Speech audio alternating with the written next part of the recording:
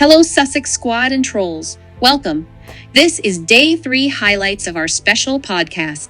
I am LJ, your host for today's Words on the Street, where I follow Prince Harry and Meghan's humanitarian tour in Colombia. I have everything you may have missed on day 3, including incredible pictures and videos of the couple's successful Colombian humanitarian tour. Yes, it is a humanitarian tour. It's not a royal tour, not a full royal tour or a DIY tour. I understand losing is hard, and when you can't control someone, you try to control how others view that person, but we see you toxic British press and derangers. If you have yet to be out of the UK, know that the UK's enemy is often the rest of the world's friend. The world remembers what England did to its colonized countries. We can also see what has been done to Meghan Markle via the toxic British press. Please like, comment, and share this video to help us reach more people so they may see and know the truth about the Sussex's activities in Colombia. Stay to the end for fun videos. Day 3. Oh man, day 3 was everything we expected from the Sussexes. As reported by the Sussex press team, the Duke and Duchess of Sussex and Vice President Marquez paid a visit to Escuela Tambores de Cabildo, a drum school located on the beach of La Boquilla, Cartagena. This exceptional school, dedicated to preserving cultural traditions and instilling pride among young students, offers a range of programs that go beyond drumming. Under the auspices of the Cabildo Corporation, an NGO committed to promoting the African diaspora's oral and written traditions, the school provides a unique blend of music education, social support, and community engagement. Serving children aged 6-18, the school has been a beacon of hope and cultural preservation for 14 years. Prince Harry and Meghan were greeted by the booming sounds of drums and the school's founder, Rafael Ramos, upon their arrival. After the opening performance, the Duke and Duchess and the Vice President listened to local community members that included children, teenagers, parents, and elders about the importance of preserving the culture of Cartagena. The couple, alongside Vice President Francia Marquez and her partner, joined a drum lesson led by local students. The session was followed by a performance from the community that moved both the Vice President and the Duchess of Sussex to their feet. The vibrant rhythms, heartfelt stories, and deep sense of community showcased the school's vital role in celebrating and preserving Cartagena's rich Afro-Colombian heritage. The visit highlighted not only the cultural significance of the school, but also the power of music and community in bridging generations and fostering unity.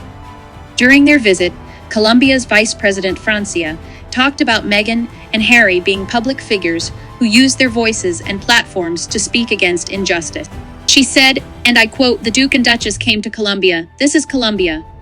This is where the roots of our ancestors and our forefathers are from. A community like this cannot be displaced." End quote. The couple did all that in a casual elegance outfit, with Meghan Markle beamed in a Johanna Ortiz set that included a black camisole and a flowy black skirt, both featuring a unique striped rope pattern.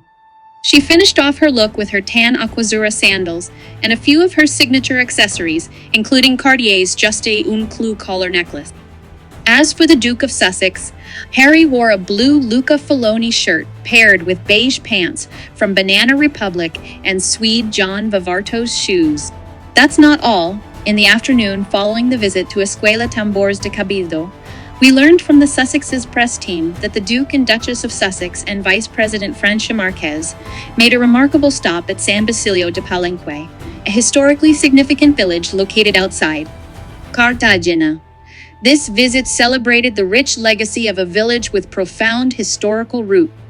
The Duke and Duchess of Sussex, joined by Vice President Marquez, began their visit with a special tour of San Basilio de Palenque. Upon arrival, they were greeted by a performance of the Colombian national anthem by local students, followed by a series of speeches and performances by Palenque's community leaders. Each speaker expressed their gratitude for the visit and highlighted the significance of preserving Palenquean culture and historical landmarks, which are vital to Colombia's heritage. Following the presentation, the Duke of Sussex addressed the gathering in Spanish, expressing the couple's heartfelt thanks to the community for their warm welcome. The visit continued with a stroll through the town, where locals cheered, children danced, and Prince Harry and Meghan explored the vibrant street market.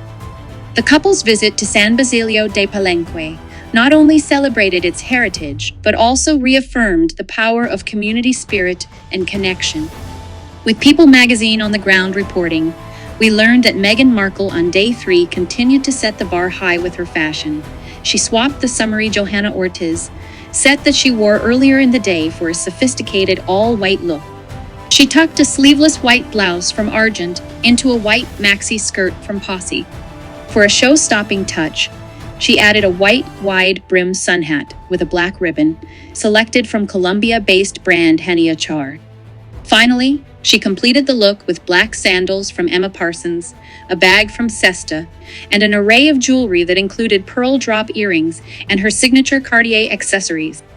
Well, it wouldn't be a Sussex tour if there wasn't an evening engagement. Don't worry, we got that cover for you too.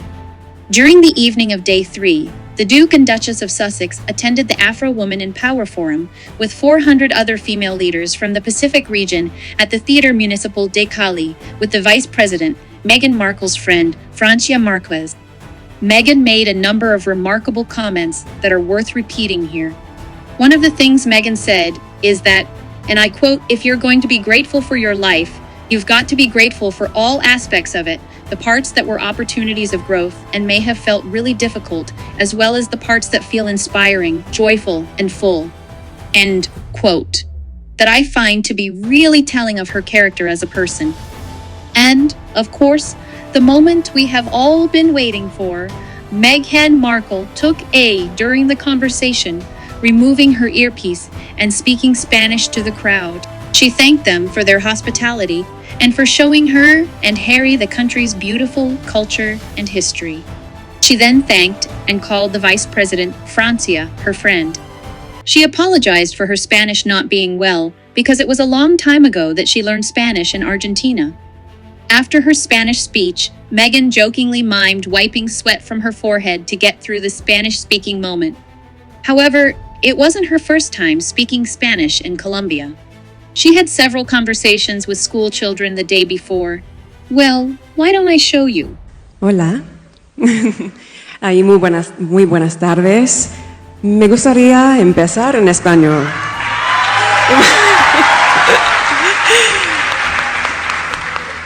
Porque estamos en su país, mi marido y yo, y puedo sentir este abrazo de Colombia. Y es increíble.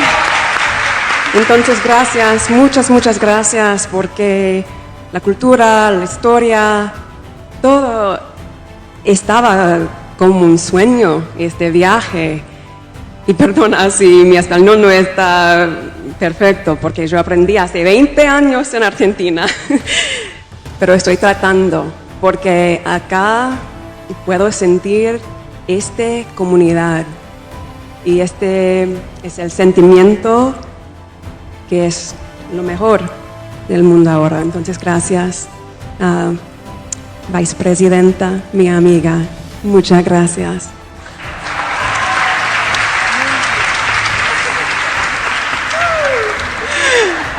Y bueno, ahora en inglés.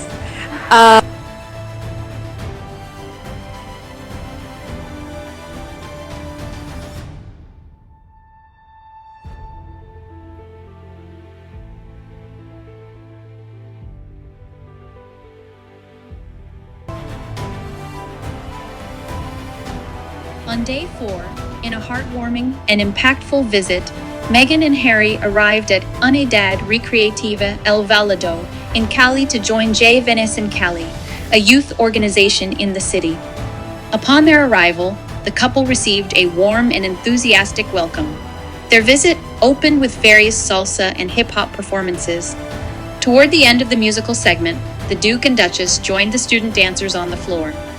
Following the dance performances, Prince Harry and Princess Meghan took the time to speak directly with the youth, listening to their personal stories and learning about the challenges they face and the successes they have achieved through music and dance.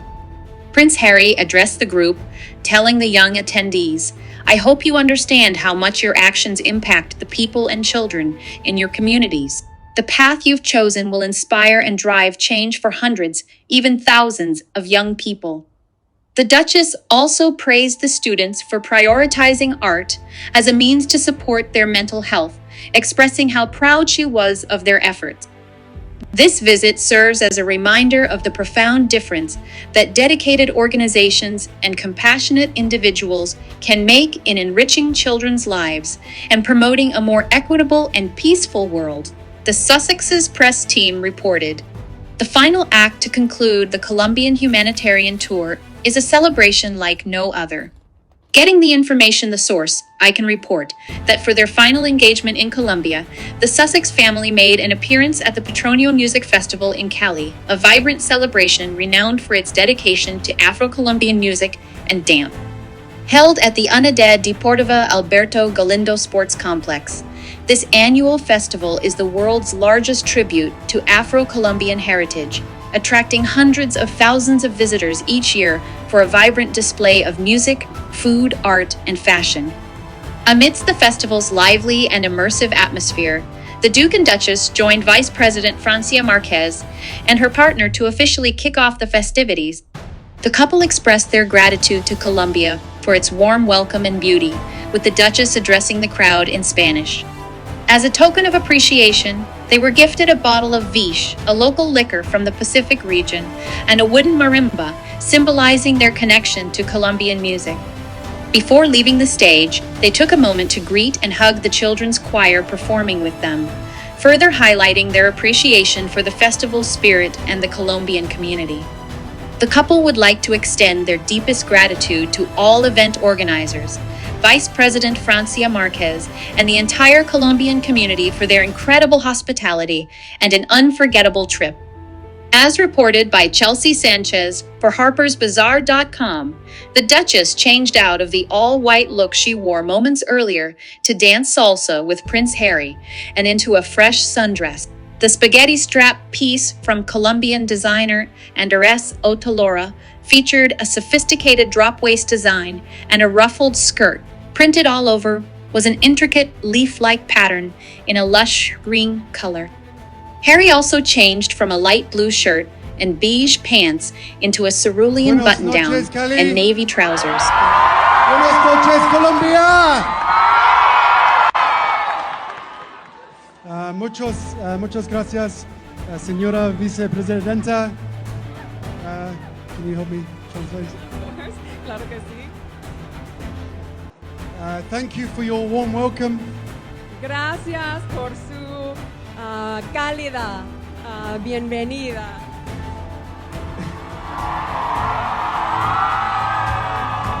Thank you for your beautiful culture. Gracias por su cultura hermosa. And thank you for your incredible hospitality. Y mil gracias por su hospitalidad increíble. Me siento igual. Muchísimas gracias a todos y todas y disfruten la noche.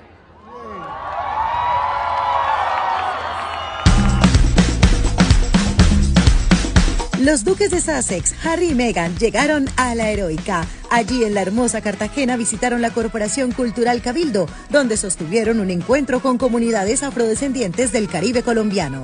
La visita continuó con un recorrido histórico y cultural por San Basilio de Palenque, primer pueblo libre de América. Durante el recorrido visitaron la Casa Cultural de San Basilio y la Plaza Bencos Biojó. En San Basilio de Palenque también tuvieron oportunidad de presenciar las tradiciones y muestras culturales del lugar, así como conversar con la comunidad sobre los desafíos y trabajos para recrear y profundizar su lucha por la libertad.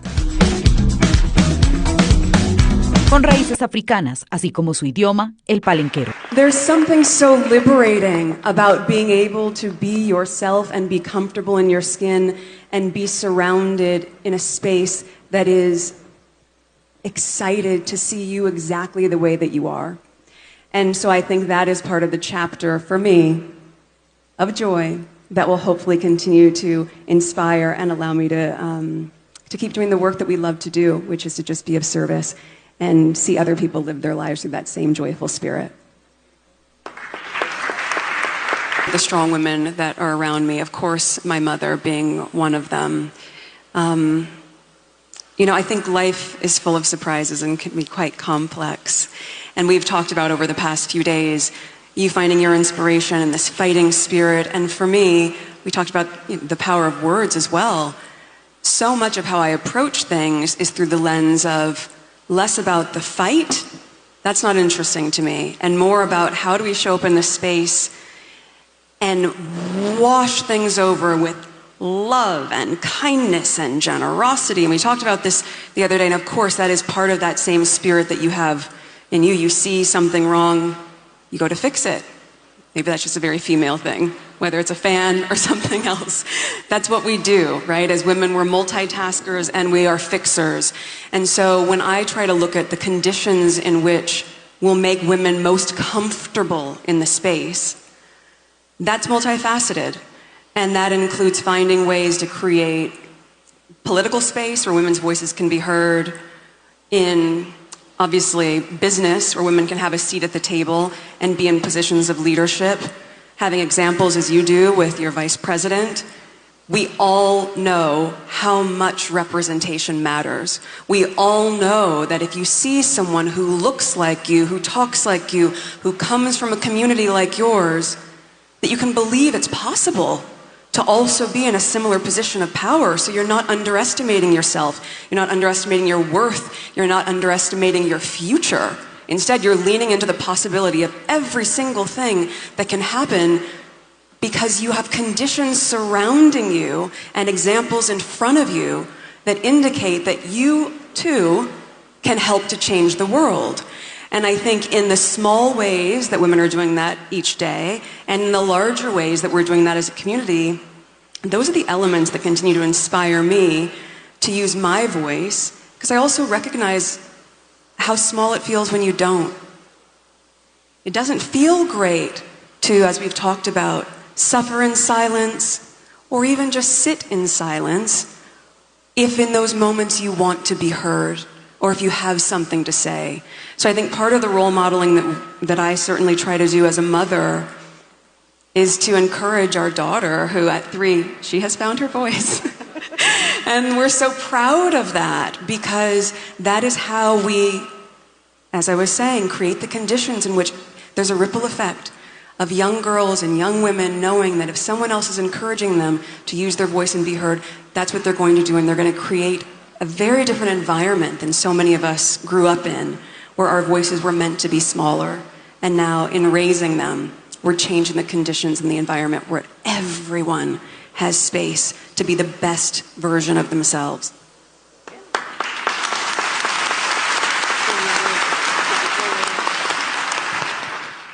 Presidenta, es su turno.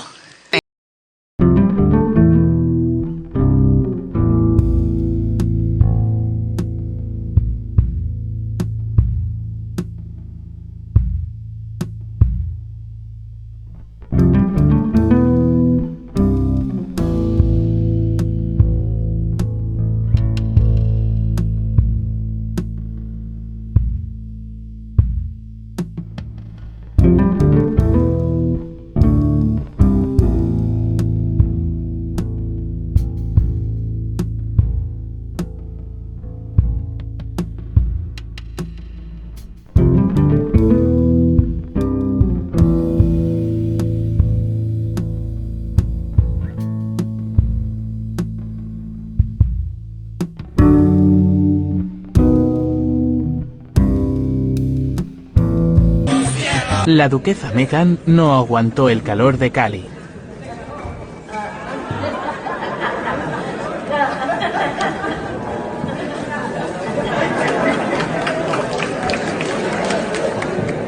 Mujeres ayudando mujeres. Muy bien, muchas gracias. Y además resolviendo la situación. Muchísimas gracias.